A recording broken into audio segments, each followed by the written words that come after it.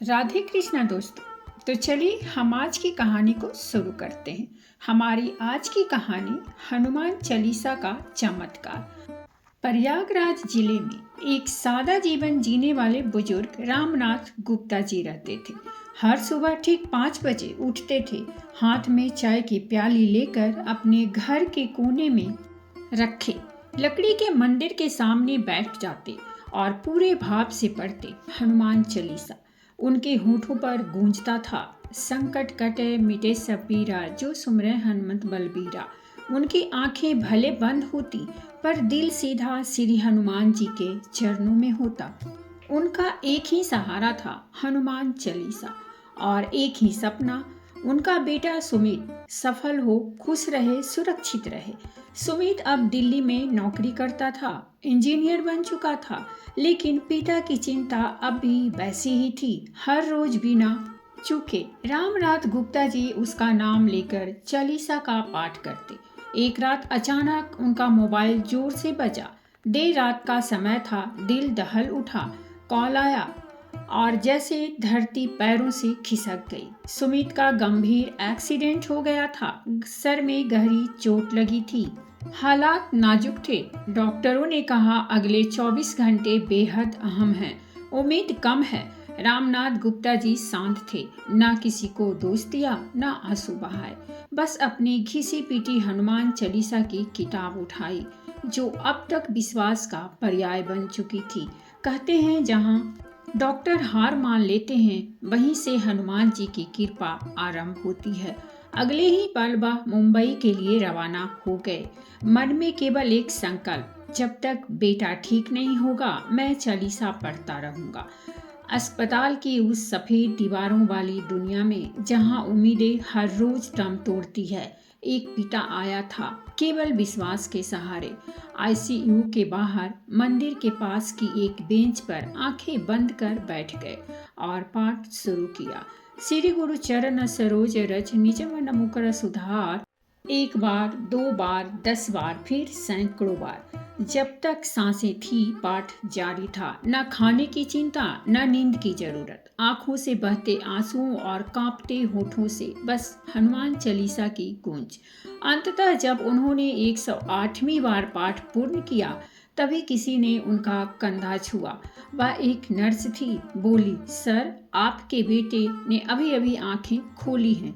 Doctor चकित हैं, उसकी पल्स तेज हो गई है। राम स्वरूप जी के होंठ फड़फड़ाए, जय बजरंगबली, और वह भागे आईसीयू की ओर। डॉक्टर बोले, यह मेडिकल मिरेकल है, पर रामनाथ गुप्ता जी जानते थे यह चमत्कार चिकित्सा का नहीं, आस्था का था। कुछ ही दिनों में सुमित को आईसीयू से वार्ड में शिफ्ट कर दिया गया। डॉक्टरों ने कहा, जो ठीक होने में महीनों लगते हैं, यह लड़का हफ्तों में चलने लगा है। डिस्चार्ज वाले दिन रामनाथ गुप्ता जी ने अस्पताल के बाहर खड़े होकर आकाश की ओर देखा और हाथ जोड़कर बोले, हे पवनसुत, तूने मेरे बेटे को नया जीवन दिया है। अब मेरा हर दिन तेरे नाम का होगा। घर लौटकर उन्होंने व्रत लिया। हर मंगलवार और शनिवार को 108 बार चालीसा का पाठ करेंगे और गांव के मंदिर में भंडारा करवाएंगे। सुमित ने भी जीवन की दिशा बदल दी। अब वह हर काम से पहले हनुमान चालीसा का पाठ करता। कहता, अब मुझे किसी अम्ब्रेला की नहीं, बजरंगबली की छाया की जरूरत है। इस घटना ने गांव भर को प्रेरित किया। सैकड़ों महिलाएं अब रोज हनुमान चालीसा पढ़ती। कई बीमार लोगों ने कहा, जब भी चालीसा पढ़ते हैं दर्द अपने आप कम हो जाता है। यह सिर्फ एक पिता की भक्ति नहीं थी, यह आस्था की वो ऊंचाई थी जहां भक्त और भगवान एक हो जाते हैं। हनुमान चालीसा यह सिर्फ शब्द नहीं, यह आत्मा की भाषा है। हर चौपाई वह दीपक है जो अंधेरे में भी रास्ता दिखाती है। संकट कटे मिटे सब पीरा, जो सुमरे हनुमत बलबीरा।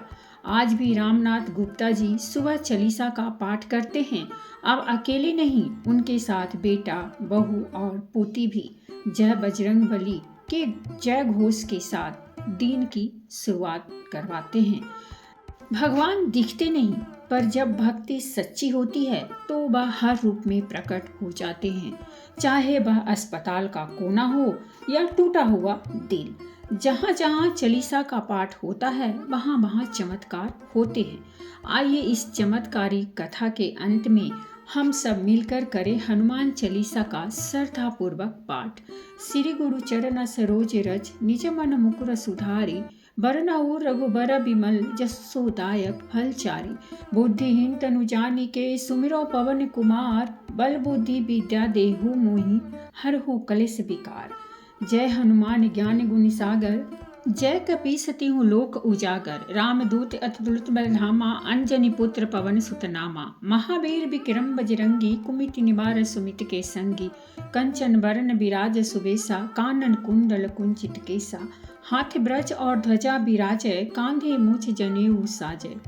शंकर सुवन केसरी नंदन, तेज प्रताप महाजगबंदन। विद्यावान गुणी अति चातुर, राम काज करवे को आतुर। प्रभु चरित्र सुनबे को रसिया, राम लखन सीता मन बसिया। सूक्ष्म रूप धरि सिंहा दिखावा, विकट रूप धरि लंका जरावा।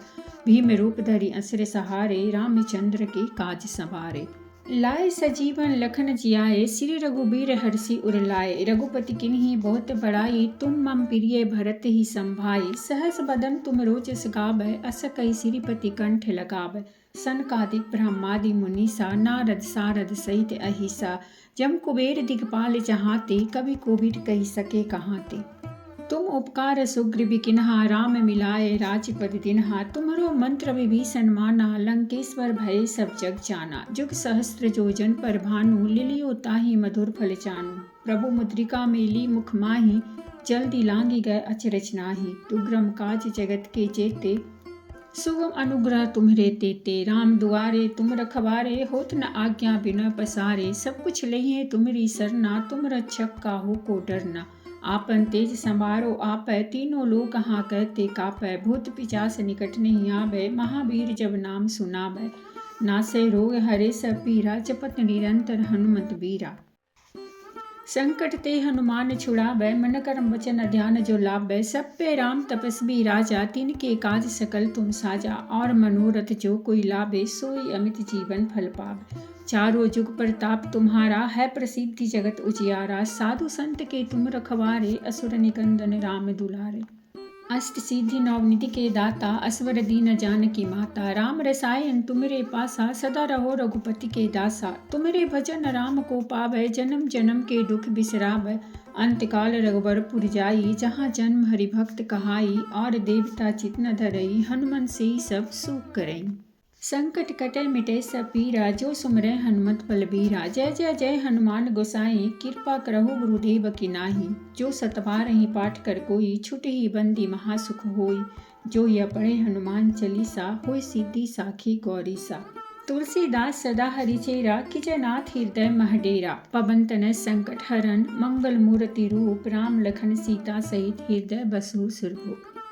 हे संकट मोचन हनुमान, इस कलयुग में जब जीवन चारों ओर से डर रोग संकट और भ्रम से घिरा है, तब केवल तेरा नाम ही हमारा सबसे बड़ा कवच है।